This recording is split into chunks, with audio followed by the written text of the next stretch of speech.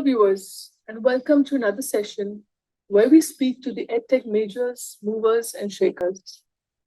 Today, we have Swati Vasudevan, who heads the India operations for the Khan Academy.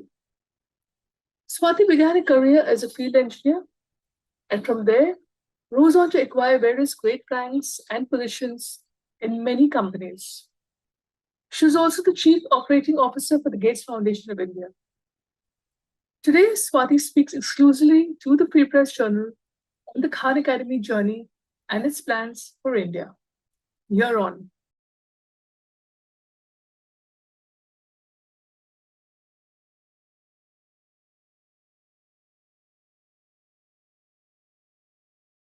I think rural India is already growing as a market. When an organization like Khan Academy works with state governments to provide access to world class curriculum to government schools in the state, we don't differentiate or target only cities or tier 1 or 2 towns or rural. We target all urban and rural schools. And I underline the world class word because there is a myth out there that in order to target rural students, one needs to dumb down the urban curriculum to make it understandable and hence more accessible to the rural areas and students there. Students are as intelligent in rural or urban areas, and rural students to me deserve the same quality as urban students. All we have to do is localize it in their native tongue, which is what they are most familiar with. And that's what we at Khan Academy here in India do. The content is already localized in 6 local Indian languages. As an example, 6th to 12th students across all 6,500 schools in Punjab study math on Khan Academy in Punjabi.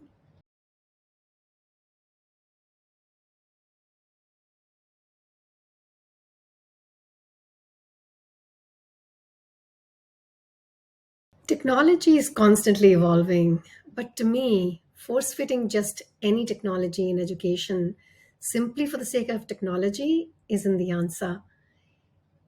I feel if it's integrated and applied thoughtfully and with clarity on which problem we're trying to solve, technology can be a true enabler and it can provide disruptive pathways to some crucial challenges in the sector. For example, access to education or personalized education. An edtech platform like Khan Academy, for example, that is simple to use, doesn't have distracting or unnecessary bells and whistles, and doesn't require huge bandwidths, can leapfrog that access to world class education content for students anywhere. Platforms like Khan Academy can also facilitate personalized education for students at their learning levels and help close those learning gaps towards mastery of concepts with the help of videos that build solid conceptual foundation, exercises that can help build skills.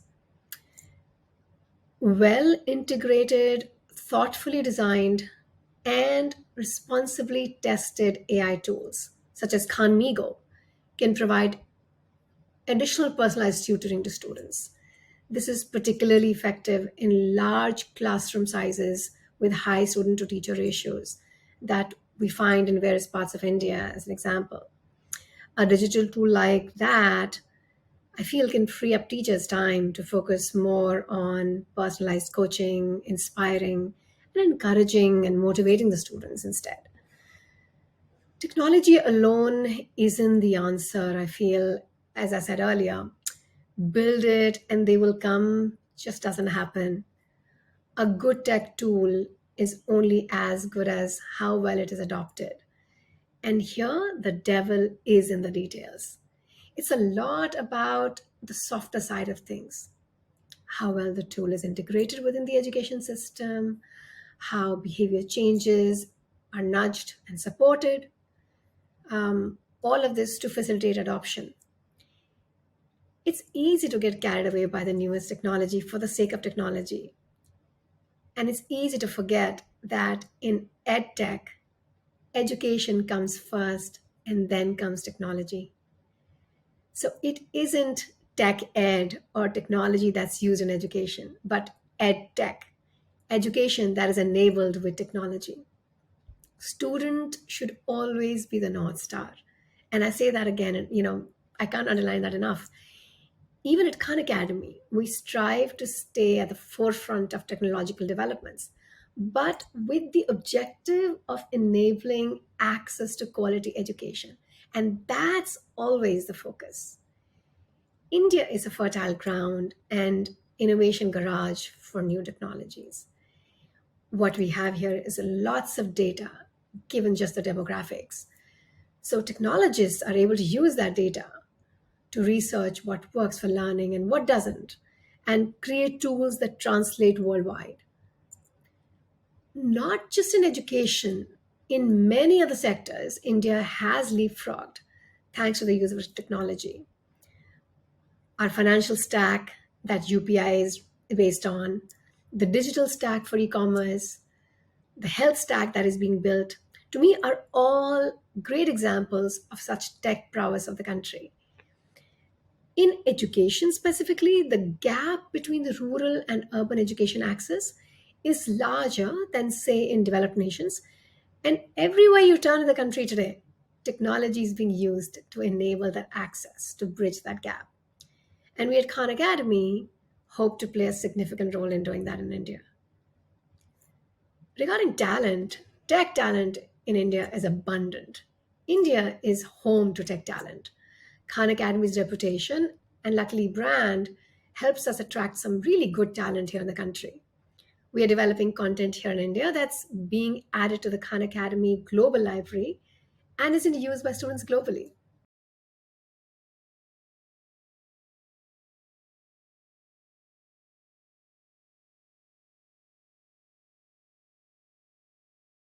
Things have a way of finding that equilibrium, even though they may oscillate a bit back and forth from one side to another, in this case, offline to online from time to time due to, I feel, environmental factors and constraints, for example, pandemic that happened. In general, the answer I think lies somewhere in between. Online and offline each has a role to play, and one plays a more significant role than the other at a given point in time, depending on the student's age, constraints, or learning preferences. Where quality teacher availability is limited, online can play a key role in providing that access to education. Online can provide a student a safe space to learn at their own pace and preferred place and time. Offline provides that crucial human touch, that community interaction, and in person coaching and motivation that may be hard for students to get from online. Younger children, though, I feel learn through tactile experiences that is harder to replicate online. Peer to peer interaction and learning from your peers plays a key role in building the 21st century skill sets. Let's talk about critical thinking, problem solving, collaborating, design thinking, influencing, negotiating, and navigating human organizations and community dynamics. I think these are skills that develop better with in person interaction among students. So, no matter how we look at this, a teacher can never be taken out of the equation. Their role may change between an offline situation or online scenario, but they will remain key facilitators of learning, which is why in India, Khan Academy actively focuses on teacher directed model, even for online education.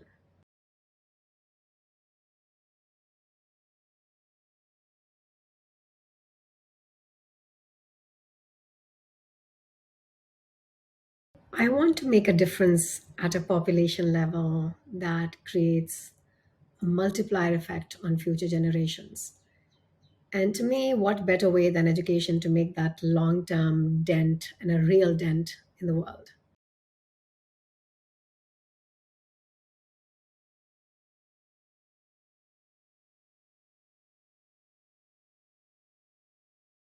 I consider myself very lucky because I never had to worry too much about doing what I love because I love what I do. And I know it sounds cliched, but I've never felt bored in my life. And I think that may partly have to do with the fact that I've always needed something creative in on the side with my work, and that's what keeps the creative juices flowing for me, keeps me keeps my batteries charged, helps me retain a perspective in work and life. Leisure time is limited, to be really honest.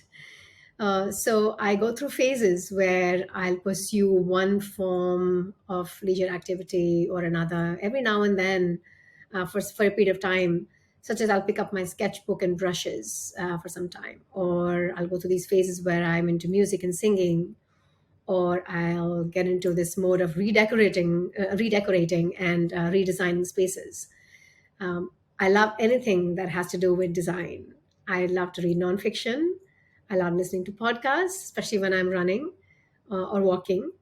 I write microblogs and absolutely love the outdoors and nature. My husband and I would go hiking and trekking when, at least when the boys were growing up and they were home.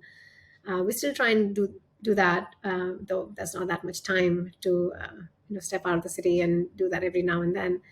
I thoroughly enjoy and actually I would say need time with my family and friends. They keep me alive, real, and growing as a person.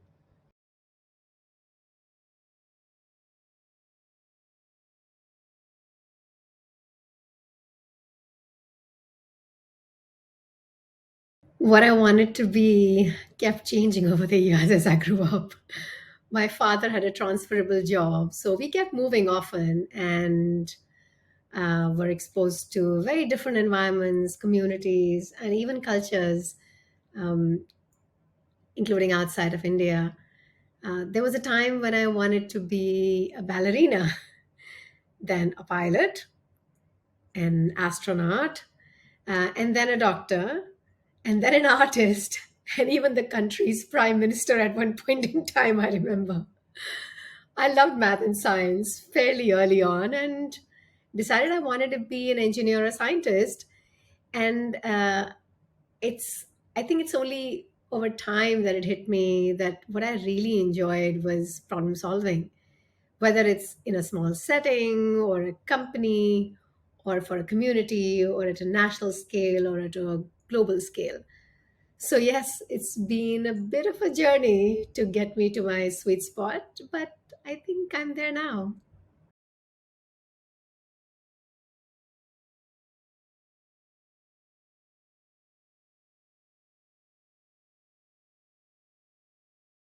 Children's privacy is, of course, of utmost importance. And I think parents, educators, and the government, all of them play a role in ensuring children's privacy. Any new tool, whether developed by the government or private entities, can carry that risk if it's not properly designed and if proper usage guidelines aren't defined. As long as there are stringent privacy guidelines in place and mechanisms defined to mitigate these potential risks, I think tools such as these learning platforms can play an important role in children's learning journey. For example, we at Khan Academy follow strict privacy protection and policy globally and in India. Today, more than 120 million students are using Khan Academy platform and in 190 countries, including India, with the same strict privacy protection global standards.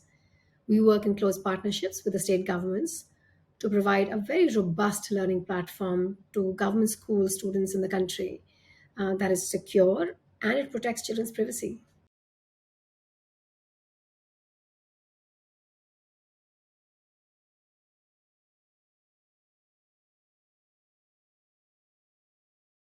Family. My kids tell me that I ran a very democratic household where everyone had a voice and often a veto too, including when the children were little. So, of course, planning any family activities was like pulling teeth. And it felt like aligning multiple calendars and agendas and preferences and moods, especially when the children were young. I would often joke that it's easier to align calendars of multiple CEOs for a meeting than to plan our activities together as a family. We would even send out calendar invites to each other. And growing up, I was very blessed with very supportive parents and a very tight knit family with three of us as siblings. When I took up my first job out of college to work on oil rigs as a field engineer, where I would be the only woman on the site, my father didn't even bat an eyelid. It was not even a topic of conversation at home. He was just excited for me. He would never ask me how many marks I got or what rank I had in the class. And when I would excitedly take my report card and run to him for signatures, telling him I scored in the top three, etc., he'd always say, "Great, that's good for you. What I really care about is that you should be a good human being." And he just often repeated that, and I still remember that. He kept, I think my father really kept us grounded and firmly rooted through maintaining that really close touch with where we came from, lineage wise. I spent, for example, every summer holiday in the village where he grew up. My mother was the most open minded lady I know of that generation and her background. She had a very keen design sense, was spiritual, very giving, and highly supportive.